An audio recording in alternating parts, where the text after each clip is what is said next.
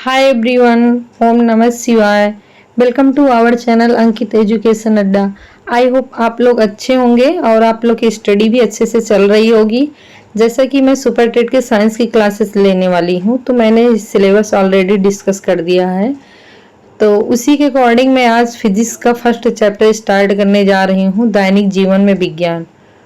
और मैं इसका थ्योरी प्लस एमसीक्यू पूरा कंप्लीट करवाऊंगी। पहले मैं थ्योरी करवाऊंगी, फिर एमसीक्यू। इस चैप्टर से रिलेटेड जितने भी एमसीक्यू बनेंगे वो सब मैं करवाने वाली हूँ। तो जैसे जैसे चैनल पे आएंगे, चैनल को सब्सक्राइब करते जाएंगे और बेल आइकन को भी प्रेस कर लेंगे, क्योंकि यहाँ पर प्रॉपर क्लासेस चलने वाली हैं। तो चलिए हम स्टार्ट करते हैं पहला चैप्टर। तो पहला चैप्टर है दैनिक जीवन में विज्ञान। तो ये बेसिकली साइंस से रिलेटेड है, कि बेसिक में साइंस से रिलेटेड कि क्या साइंस में पूछा जाता है, कैसे कैसे साइंस की इम्प्रूवमेंट हुआ है। तो चलिए स्टार्ट करते हैं। जिज्ञासा विज्ञान की जननी के रूप में मनुष्य को सदैव ही प्राकृतिक रहस्यों की जानकारी प्राप्त करने की जिज्ञासा रही है। इस प्रकार विज्ञान हमें अपने चारों ओर से वस्तुओं और घटनाओं के बारे में जानकारी, नए ज्ञान प्राप्त करने में सहायता करता है। विज्ञान ने हमारे वर्तमान ज्ञान साधनों में सुधार किया है। विज्ञान में समस्याओं का हल खोजना होता है और सबसे पहले इसका सूक्ष्म अवलोकन करते हैं और उससे संबंधित तमाम जानकारी इकट्ठा करते हैं और जो सवाल होते हैं उनके बारे में परिकल्पना करते हैं। नेक्स्ट हेडिंग है परिकल्पना। परिकल्पना का अर्थ है कि किसी घटना के कारण को बताने से पहले विचार बनाने या कल्पना करना, अर्थात किसी कार्य से करने से पहले जो हम सोचते हैं, जो हम कुछ मेरे मन में थिंकिंग आती है, उसी को ही परिकल्पना या कल्पना कहते हैं। इस तरह किसी सिद्धांत की रचना की जाती है कि इसकी पुष्टि के लिए आधिकारिक प्रयोग करने पड़ते हैं ताकि सही निष्कर्ष पर पहुंचा जा सके। फिर है विज्ञान में दैनिक जीवन हेतु देन। हमारे दैनिक जीवन में विज्ञान की वजह से अनेक परिवर्तन आए हुए हैं, जैसे कृषि कार्य शीघ्र हो, इसलिए ट्रैक्टर व अन्य कृषि यंत्र जैसे थ्रेशर मशीन, सीडल हार्वेस्टर आज विज्ञान की ही देन है। जो जैसे पहले के ज़माने में जो था, कृषि जो है हल के से जो खेत को जोता जाता था, अब उसकी जगह पर ट्रैक्टर का यूज होने लगा है और अन्य कृषि यंत्र जैसे यूज होने लगे, जैसे थ्रेशर मशीन। यही सब विज्ञान की देन है। मनोरंजन के क्षेत्र में जैसे टेलीविजन यूज होने लगा, यातायात के क्षेत्र में विभिन्न साधन जैसे रेलगाड़ी, कार, बस, वाहन आदि विज्ञान की ही देन है। यातायात से जुड़ी विज्ञान ने हमारी बहुत सी समस्याओं जो भोजन, स्वास्थ्य, यातायात से जुड़ी है उनको सुलझाने में सहायता किया है। विज्ञान के कारण आज कृषि के क्षेत्र में उत्तम बीज, उर्वरक और कीटनाशक दवाएं उपलब्ध हैं। उसी प्रकार मनोरंजन के क्षेत्र में, संचार के क्षेत्र में, चिकित्सा के क्षेत्र में विज्ञान का अभूतपूर्व योगदान रहा है। तो वैज्ञानिक चरण, विधि के चरण, ये चीज इम्पोर्टेंट है, ये इम्पोर्टेंट लगा लो। वैज्ञानिक विधि के विभिन्न चरण, ये स्टेप बाय स्टेप आता है।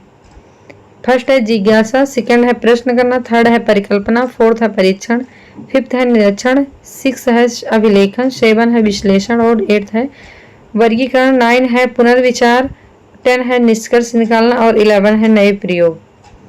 फिर देखते हैं, नेक्स्ट आगे चलते हैं। विज्ञान का विभिन्न क्षेत्रों में योगदान।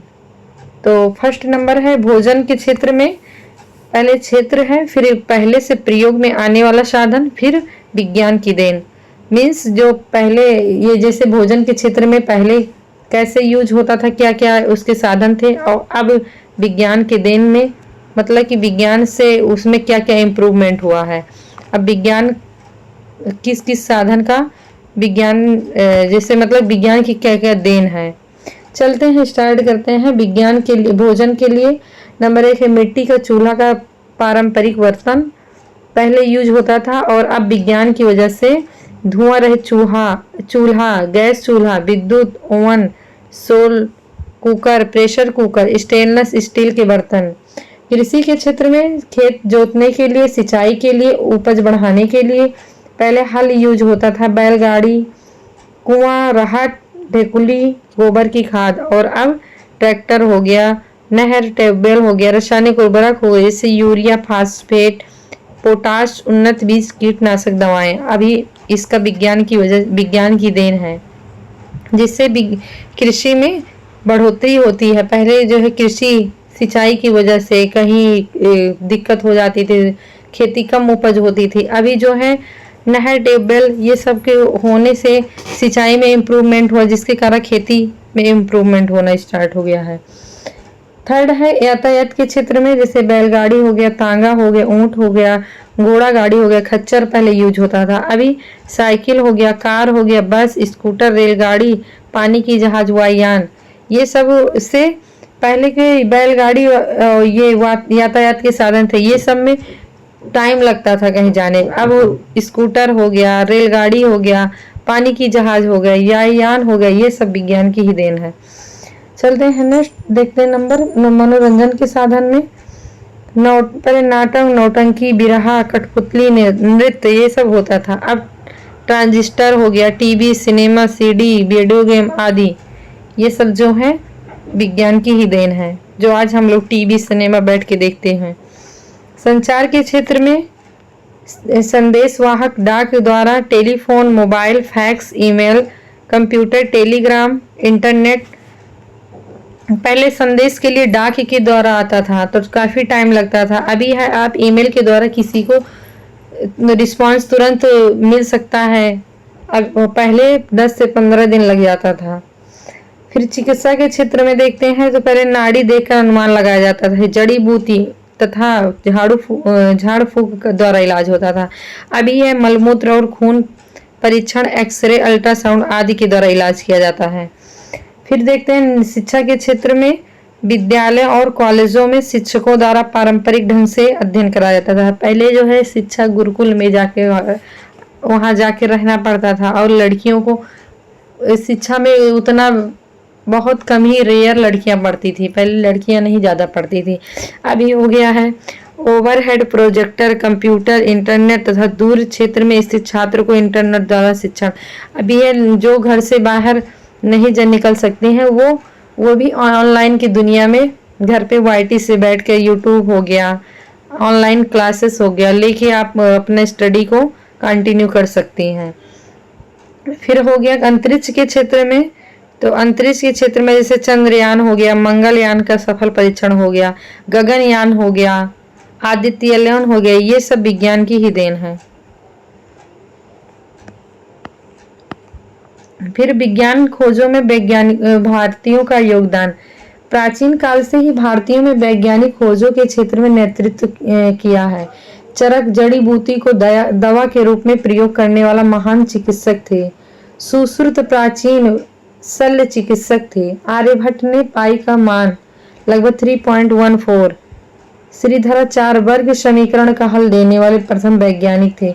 आधुनिक वैज्ञानिकों में जगदीश चंद्र बोस हो गए, सीवी रमन हो गए, एस रामानुजन हो गए, SN बोस हो गए, मेघनाथ साहा हो गए, होमी जहांगीर भाभा आदि वैज्ञानिकों ने विज्ञान के क्षेत्र में भी महत्वपूर्ण योगदान दिया हुआ है। प्रक्षेपास्त्र का निर्माण डॉक्टर APJ अब्दुल कलाम हो गए। कस्तूरी नंदन की विशेष उपलब्धि थी। फिर है उसके बाद कुछ प्रमुख आविष्कारक और उनके आविष्कार। चलिए देखते हैं इसको। फर्स्ट है बैरोमीटर उपकरण हो गया, और ये आविष्कारक, ये देश हो गया, ये सन हो गया। तो बैरोमीटर का हो गया ईटोल सेली हो गए, और इटली देश में है, और वर्ष 1644। विद्युत बैटरी अलेसैंड्रो बोल्टा और इटली हो गया 1800 में। बाईसाइकिल हो गया के मैकमिलन, ये इम्पोर्टेंट है, स्टॉक लैंड और 1839। कंप्यूटर चार्ल्स बेबेज ब्रिटेन 1834, ये भी आता है, ये भी इम्पोर्टेंट है। Charles Babbage Britain 1834। Analytical engine, first इनका यही कंप्यूटर था।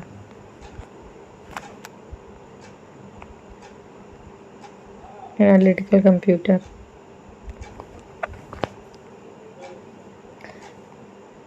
फिर उसके बाद कताई मशीन हो गया, सैमुअल क्रॉम्पटन ब्रिटेन में 1779। फिर घड़ी यांत्रिक हो गया आई सिंग व लियांग सैन चीन में 1725 में। घड़ी पेंडुलम क्रिश्चियन ह्यूगेंस नीदरलैंड 1656 में। डायनमो माइकल फैराडे इंग्लैंड में 1831 में। फाउंटेन पेन ये भी इंपॉर्टेंट है लेविस यूएसए में 1884।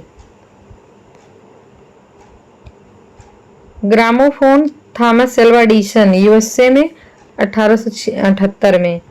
ट्रैक्टर रॉबर्ट फॉर्मिच यूएसए 1892।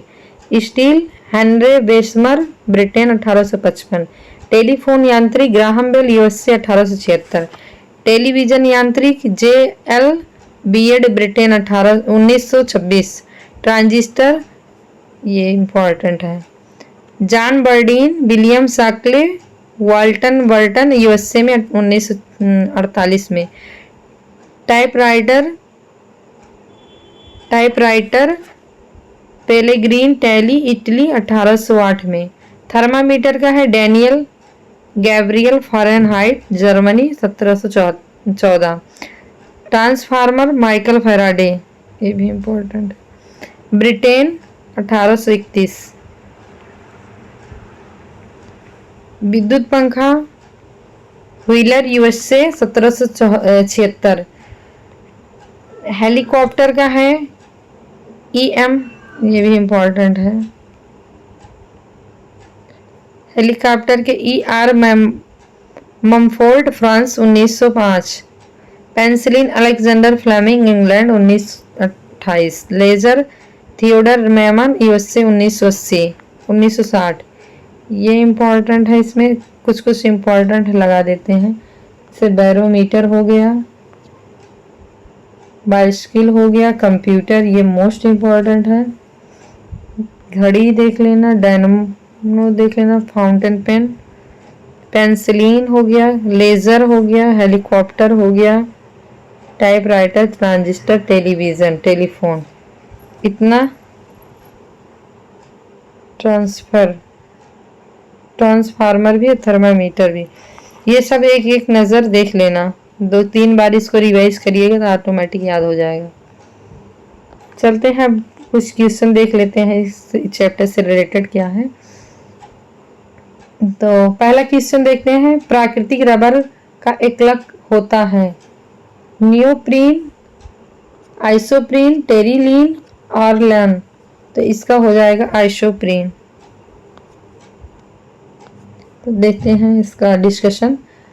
प्राकृतिक rubber isoprene CS2 double bond CS3 CS double bond CS2 का 1,4 संकलन बहुलक है। प्राकृतिक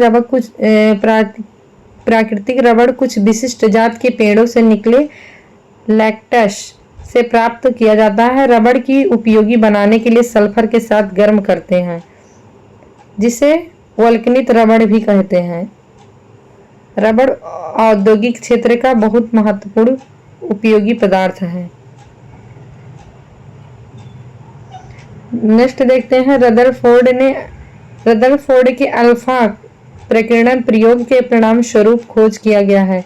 नंबर 1 है प्रोटॉन। नंबर 2 परमाणु में नाभिक का।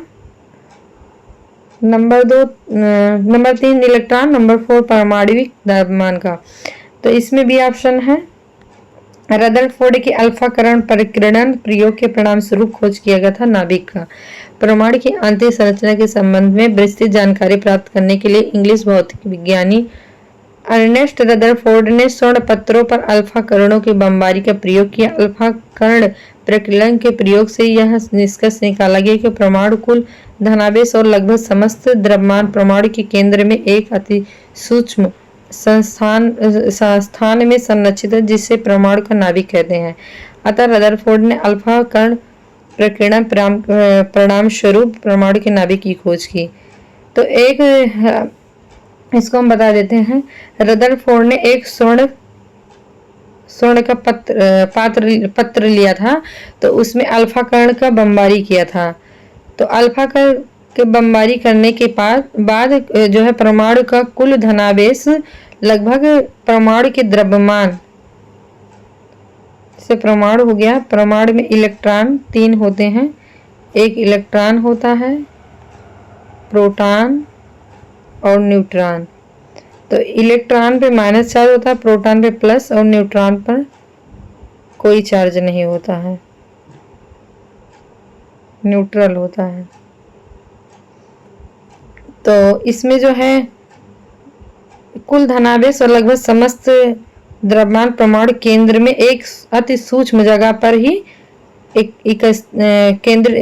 इकट्ठा हो गए, जिसे ही परमाणु का नाभिक कहते हैं। परमाणु का नाभिक जो है बीचों बीच में होता है। किसी भी परमाणु, कोई भी एटम ले लीजिए, जैसे ये है, तो इसमें इलेक्ट्रॉन, ये हो गया नाभिक। नाभिक में ही न्यूट्रॉन होते हैं और इलेक्ट्रॉन चारों चक्कर लगाते हैं और प्रोटॉन जो है पॉजिटिव चार्ज होता है, इलेक्ट्रॉन पर नेगेटिव चार्ज होता है। चलते हैं आगे। रेशम पालन क्या कहलाता है? तो एपीकल्चर, पीसीकल्चर, सेरीकल्चर, एग्रीकल्चर। तो रेशम कीट को सेरीकल्चर कहते हैं। एपीकल्चर मधुमक्खी पालन को, पीसीकल्चर मत्स्य पालन को, एग्रीकल्चर तो खेती को कहते हैं, कृषि। चलते हैं, देख लेते हैं। कच्चा रेशम बनाने के लिए रेशम के कीटों का पालन रेशम उत्पादन कहलाता है, या रेशम। भारत का रेशम उत्पादन में विश्व में 5वां स्थान है, 5th। भारत में रेशम कीट की 4 जातियां पाई जाती हैं। नंबर 1 है बॉम्बिक्स मोराई, शहतूत के रेशम कीट। दूसरा है एंथेरा पैफिया, टसर रेशम कीट। फ्लोसामिया रिशनी, ऐसी रेशम कीट। और एंथीरिया असामा या मूंगा रेशम कीट हो गया है। ये 4 जातियां हैं।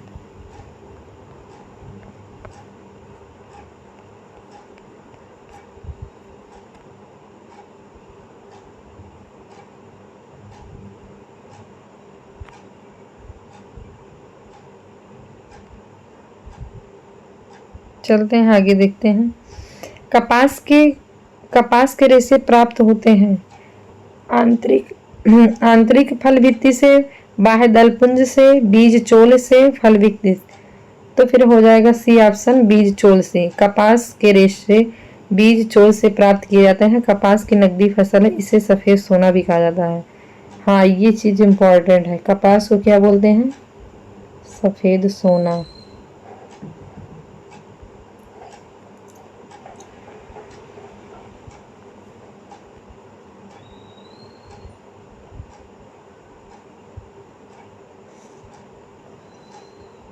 प्रकृति के लिए विज्ञान की मान्यता है संभावना। नंबर 2 है वास्तविकता। नंबर 3 है अंतरिम। नंबर 4 है अनिश्चित। तो इसमें हो जाएगा वास्तविकता। प्रकृति के लिए विज्ञान की मान्यता वास्तविक है, वर्चुअल है। वास्तविक मीन्स रियल। प्रकृतिवादियों ने वैज्ञानिक शिक्षा पर विशेष बल दिया है। उनके सिद्धांत में शिक्षा का उद्देश्य प्रकृति को जानना है। इसमें विज्ञान को वास्तविक माना गया है। उसी के अनुरूप शिक्षा की प्रणाली को विकसित करने पर बल दिया गया है। इसीलिए प्रकृतिवाद को विज्ञान के भौतिकवाद भी कहा जाता है। प्रकृति का सिद्धांत प्रकृति के आसपास ही घूमता रहता है। और प्रकृतिवादी शिक्षा के प्रणेता जीन जैकस रूसो को माना जाता है। प्रकृतिवाद के शैक्षिक सिद्धांतों की व्याख्या उन्होंने अपनी पुस्तक एमिल 1759 में किया है। निकाय के ताप में परिवर्तन 15 डिग्री सेंटीग्रेड 15 डिग्री है केल्विन स्केल पर इसके तापमान। तो इसमें कन्वर्ट करने के लिए दिया गया है। तापमान में परिवर्तन पहला ऑप्शन है 50 के केल्विन, बी है 323 केल्विन, सी है 122 केल्विन और डी है 70 केल्विन।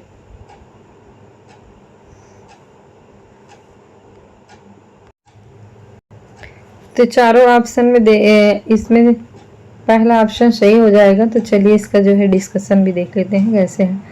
तो डेल्टा टी बराबर डिग्री सेंटीग्रेड में डेल्टा टी बराबर T2 माइनस T1 और डेल टी का मान दिया गया है 50 डिग्री सेंटीग्रेड और 1 सेंटीग्रेड को केल्विन में चेंज करना रहता है 10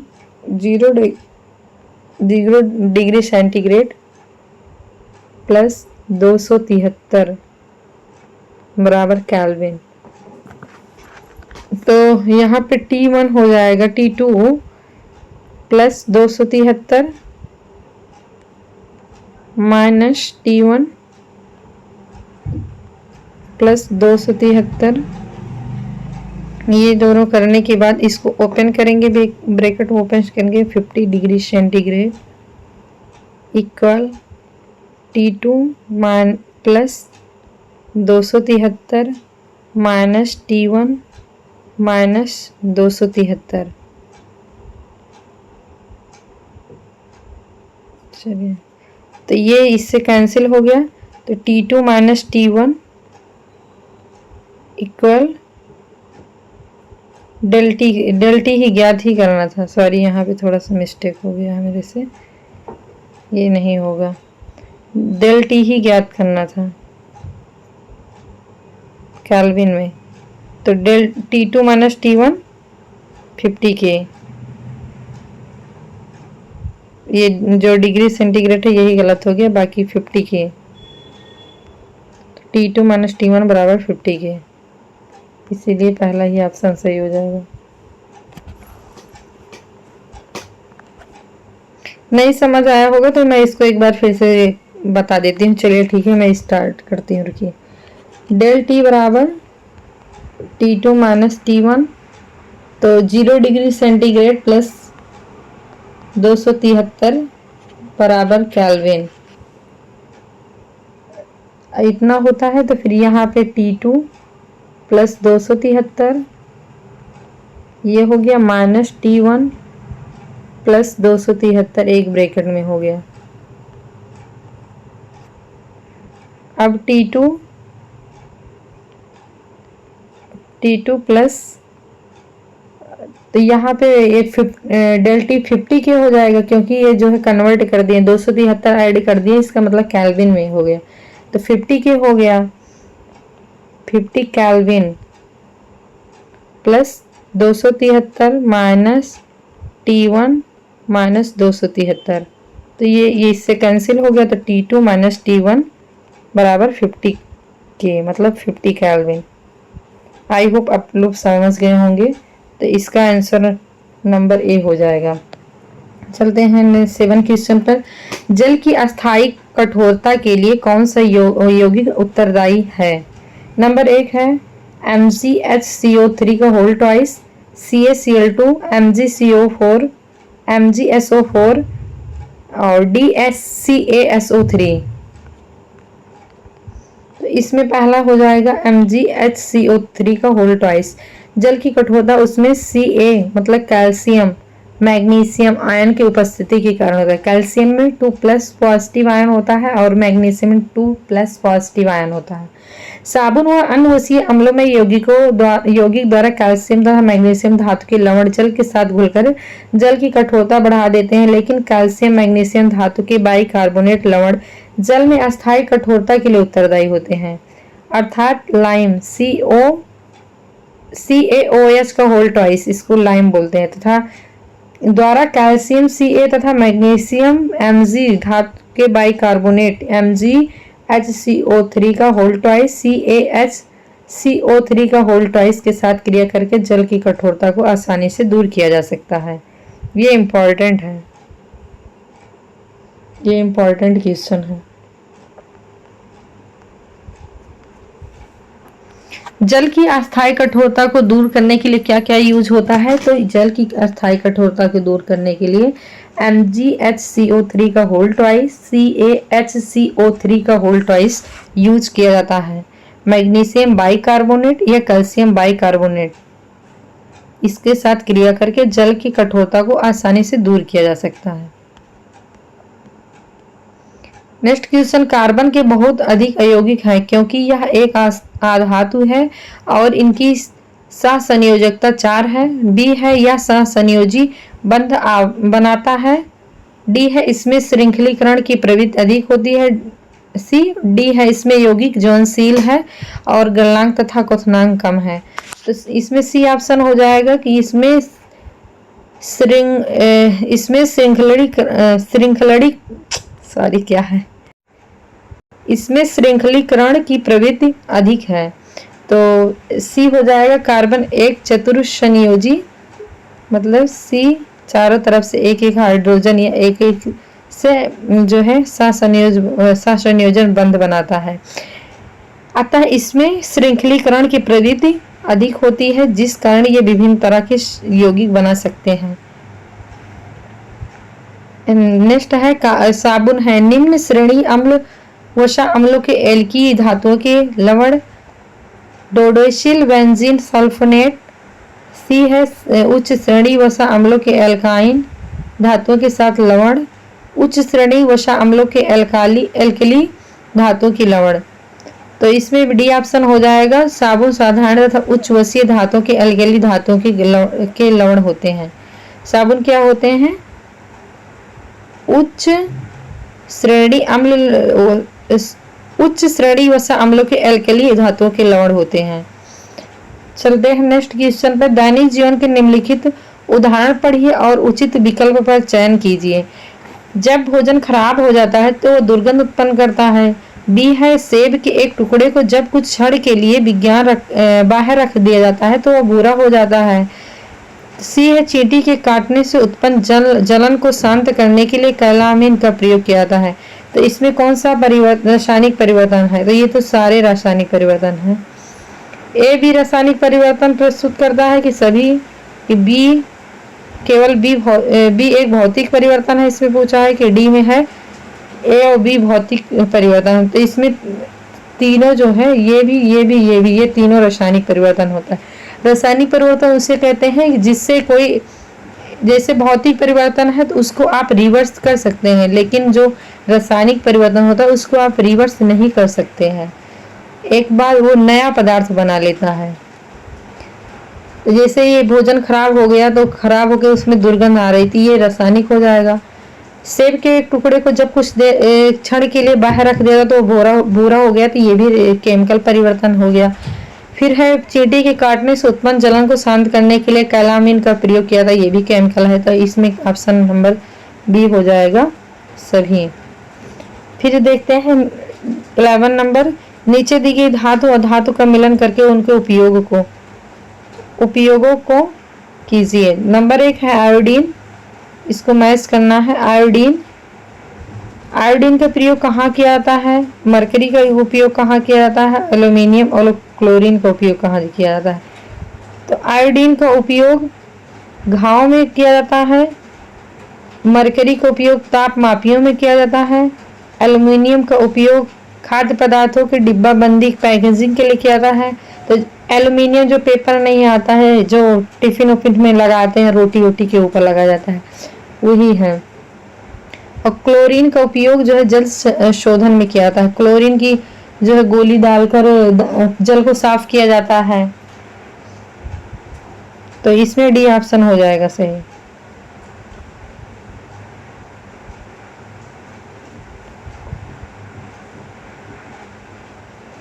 प्लास्टिक के विशिष्ट गुण कौन है? तो ये है पहला टिकाऊ, विद्युत के सुचालक, नहीं भैया विद्युत के कुचालक होते हैं, सुचालक नहीं होते। अन्य अभिक्रियाशील, टिकाऊ, ऊष्मा के सुचालक। अन्य अभिक्रियाशील, ऊष्मा के सुचालक, वजन में हल्के, विद्युत के सुचालक। तो ये सुचालक जहाँ है ये काट दो, यहाँ भी ऊष्मा के सुचालक नहीं होते, विद्युत के सुचालक नहीं। बचा ऑप्शन नंबर डी, यही सही हो जाएगा। टिकाऊ, ओजन में हल्के और अन्य अभिक्रियाशील। देखते हैं नेक्स्ट क्वेश्चन। सूची में फर्स्ट वैज्ञानिक के नाम दिए गए हैं और सूची 2 में उसकी खोज दी गया है। तो अलेक्जेंडर फ्लेमिंग तो पेनिसिलिन की खोज किए थे।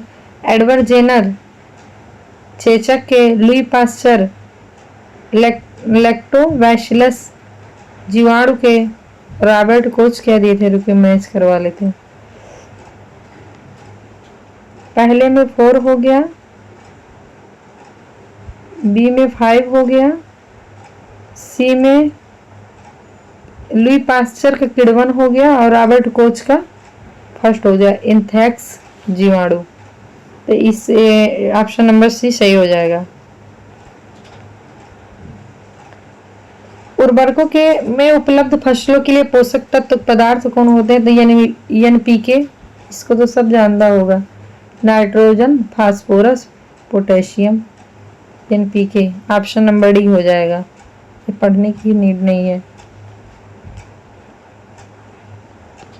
15 नंबर देखते हैं। शर्करा की अल्कोहल में परिवर्तित करने की प्रक्रिया के नाम को क्या कहा जाता है? तो किण्वन कहते हैं, किण्वन। किण्वन में इसकी अभिक्रिया देख लेते हैं। किण्वन एक जैव रासायनिक अभिक्रिया है जिसमें जटिल कार्बनिक यौगिक को सूक्ष्म सजीवों की सहायता से इसमें ईस्ट का यूज होता है। सरल कार्बनिक यौगिकों में विघटित किया जाता है। इस प्रक्रिया में ऑक्सीजन की आवश्यकता नहीं होती है। इस प्रक्रिया के द्वारा अल्कोहल शराब का निर्माण किया जाता है। गन्ने की शक्कर की किण्वन प्रक्रिया, जैसे C6H12 और C12H22O11 प्लस H2O, फिर इसमें ईस्ट जो है उत्प्रेरक का काम करेगा। फिर बनेगा ग्लूकोज C6H12O6 प्लस C6H12O6, ये ग्लूकोज बनेगा या फ्रक्टोज बनेगा।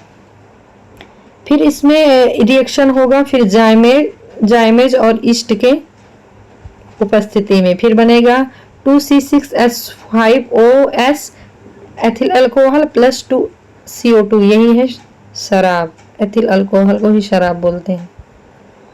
तो ये था मेरा आज का सेक्शन जिसमें मैंने थ्योरी भी करवाया प्लस 15 MCQ करवाए हूँ। अभी बहुत सारे MCQ हैं तो इसको मैं नेक्स्ट पार्ट में करूँगी। तो आई होप आप लोग को सेक्शन अच्छा लगा होगा। जो भी क्वेरी होगी आप लोग कमेंट बॉक्स में कमेंट करिएगा, और जहाँ भी आपको लगेगा थोड़ा बहुत जहाँ कम समझ में आया है तो कमेंट करिएगा, फिर मैं नेक्स्ट सेशन में उसे बताने की कोशिश करूँगी। ठीक है, मिलते हैं नेक्स्ट सेशन में। Bye bye, take care. और जो भी न्यू चैनल पे आएंगे चैनल को सब्सक्राइब करके बेल आइकन प्रेस करेंगे तो मैं यूथ पब्लिकेशन की पूरा साइंस कवर करने वाली हूँ। आई होप आप लोग सारे सीरीज को कंटिन्यू देखेंगे भी। ठीक है।